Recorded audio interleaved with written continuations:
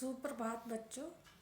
हमने पहले टॉपिक में रिजर्व बैंक की साख नियंत्रण की परिमाणात्मक विधियां देखी। आज हम गुणात्मक विधियां देखेंगे।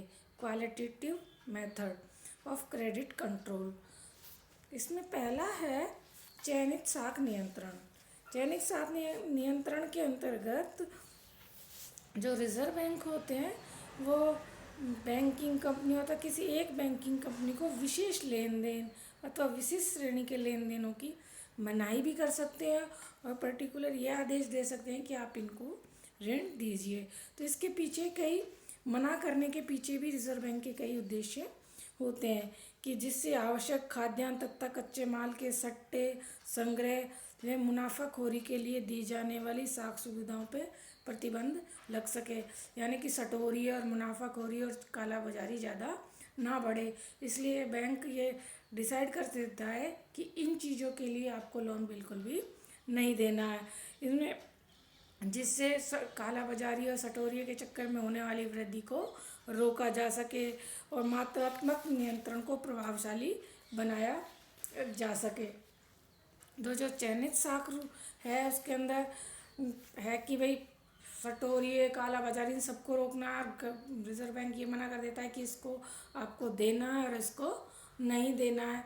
तो इसके लिए काला बाजारी सट्टा ये सब रोकना ही रिजर्व बैंक का मेन उद्देश्य होता है। इसमें भिन्न भिन्न कटौती दरें रख देते हैं। रिजर्व बैंक क्या करते हैं कि विभिन्न क्षेत्रों के लिए जो विनिमय बिल है उनकी जो पुनर्कटौती की दरें हैं वो भी अलग अलग कर देते हैं। तो जिस क्षेत्र को साख की मात्रा में वृद्धि करनी होती है वहाँ की पुनर्कटौती दर कम कर देते हैं और जो हतोत्साहित करना होता है वहाँ उसकी वृद्धि कर देते हैं। तो इससे विनिमय बिलों की जो पुनर्कटौती की ऊंची दर होने के कारण उन्हें ऋण कम मिल पाता है, तो वो लोन कम लेते हैं। नेक्स्ट है कतिपय क्षेत्रों के ऋण दिए जाने पर प्रतिबंध। वही है कि कुछ क्षेत्रों के लिए आरबीआई बिल्कुल प्रतिबंध लगा देती है कि इन क्षेत्रों में आपको ऋण नहीं देना है। नेक्स्ट है मूल्यांतरण का निर्धारण। जो आवश्यक उपभोक्त वस्तुएं हैं उनकी कीमत में होने वाली अप्रत्याशित वृद्धि को रोकने के लिए रिजर्व बैंक की माल की जमानत और व्यापारियों के वाणिज्य बैंकों द्वारा दिए जाने वाले की सीमा को निर्धारित कर देता है। यानी कि इस पर चीज़ पर इतना ऋण दिया जाएगा, चाहे किसी भी वस्तु की कीमत ज़्यादा है, लेकिन बैंक ये निर्धारित कर देता है कि इससे ज़्यादा इस पर ऋण नहीं दिया जाएगा। तो जितना व्यापारी को उस वस्तु पे कम ऋण मिलता है तो फिर वो लेना भी कम ही चाहता है और इस तरीके से उस पर कंट्रोल किया जा सकता है। आयात पूर्व जमा। इसमें क्या है कि कोई भी व्यापारी आयात कर दूसरे देशों से तो उसको उसके बदले की जो पूरी राशि है वो पहले जमा करानी होगी। तो जब ये शर्त लगा दी जाती है तो आयात करने की मात्रा भी कम हो जाती है। नेक्स्ट है पूर्व अनुमति से ऋण। रिजर्व बैंक वाणिज्य बैंकों को कई बार स्पष्ट निर्देश भी दे देते हैं कि आप हमारी अनुमति के बिना इन चीज़ों में ऋण बिल्कुल भी नहीं देंगे। यानी कि बैंक की कुछ क्षेत्र इस तरीके के होते हैं कि वाणिज्य बैंकों को आरबीआई की परमिशन लेना बहुत ज़्यादा ज़रूरी होता है, यानी कि इस पर सख्त पाबंदी लगा दी जाती है। नेक्स्ट पॉइंट है साख का राशनिंग है कि राशन टाइप जैसे वो होता है ना ऐसे।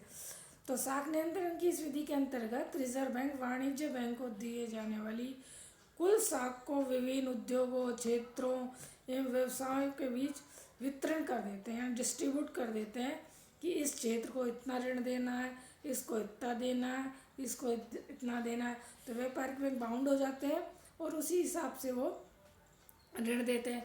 तो रिजर्व बैंक क्या करता है कि जब ऋण वितरण के लिए व्यापारी बैंकों को आदेशित करता है तो एक तरह से सारणी टाइप का या सिस्टमेटिक या कि प्राथमिकता किस क्षेत्र को दी जाएगी इस तरह की निर्धारित कर देता है और व्यापारी बैंक को वो इंस्ट्रक्शन फॉलो करने पड़ते हैं और उसी के हिसाब से वो ऋण देते हैं।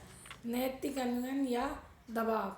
साख नियंत्रण के लिए रिजर्व बैंक वाणिज्य बैंकों को अपने नैतिक प्रभाव का भी प्रयोग करता है। जब अनुचित बैंक समझाने बुझाने पर भी, काफ़ी समझाने पर भी, और रिजर्व बैंक की साख नियंत्रण नीति का अनुसरण नहीं करते हैं, तो रिजर्व बैंक नैतिक दबाव द्वारा, प्रचार द्वारा, एडवर्टाइज के द्वारा, तो रिजर्व बैंक समय समय पर व्यापारिक बैंकों को परामर्श देता रहता है।